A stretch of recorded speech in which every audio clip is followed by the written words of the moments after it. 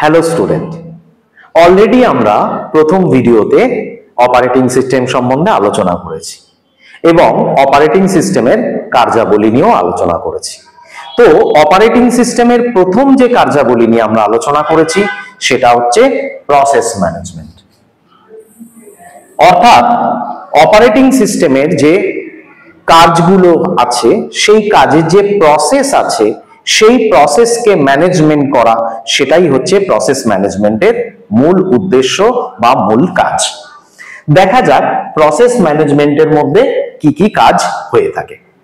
Process ম্যানেজমেন্টের মধ্যে সবার প্রথম যে কাজ হয় অর্থাৎ একটা প্রসেস ক্রিয়েট করা, যে কাজটা হবে তার জন্য প্রপার একটা প্রসেস তৈরি করা, এটা হচ্ছে প্রসেস ম্যানেজমেন্টের একটা কাজ। দ্বিতীয় হচ্ছে প্রসেস শেডিউলিং। প্রসেস শেডিউলিং বলতে আমরা যেটা বুঝি, প্রসেসের মধ্যে কোন রিসোর্স কখন কিভাবে কাজ করবে বা কিভাবে প্রসেসটা কাজ করবে তার যে শিডিউল তৈরি করা, সেটাই কিন্তু প্রসেস শিডিউলিং এর কাজ। এরপরে আসছে প্রসেস টার্মিনেশন, অর্থাৎ প্রসেসটি কমপ্লিট হয়ে যাওয়ার পর তাকে টার্মিনেট করা অথবা ক্লোজ করা, যে কোনোটাই বলতে পারি। এবং সবশেষে হচ্ছে প্রসেস অ্যানালাইসিস, অর্থাৎ এই যে প্রসেসটা চললো এই প্রসেসের মধ্যে কোনো এরর আছে কিনা, কোনো চেঞ্জেস প্রয়োজন আছে কিনা, এই ধরনের যে অ্যানালাইসিসটা থাকে বা কাউন্টিংটা থাকে সেটাকেই আমরা বলছি প্রসেস অ্যানালাইসিস। তো আমরা আবার একটু দেখি যে বিষয়টা কিভাবে কাজ করছে। তো দেখা যাক, একটা প্রসেস সবার প্রথমে স্টার্ট করা হলো, অর্থাৎ একটা প্রসেস শুরু হলো কাজ করার জন্য।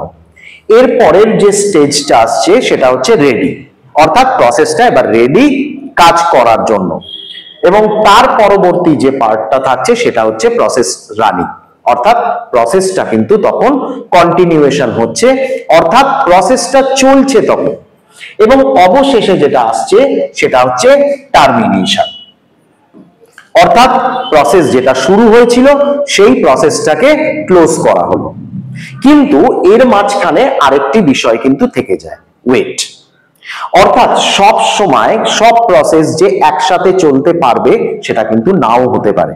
অনেক সময় পরপর দুটো প্রসেস রেডি হয়েছে, তখন একটা প্রসেস রানিং ফেজে চলে গেল, অর্থাৎ প্রসেসটা কন্টিনিউ হচ্ছে, এবং আরেকটা প্রসেস কিন্তু তখন ওয়েটিং এ চলে আসে।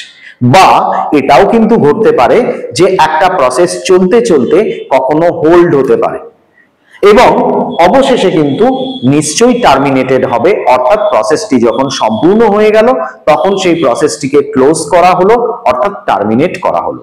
এই ছবির মাধ্যমে আমরা কিন্তু এই প্রসেস ম্যানেজমেন্টের এই যে চারটি কাজ রয়েছে তাকে আমরা প্রপারলি বুঝতে পারলাম।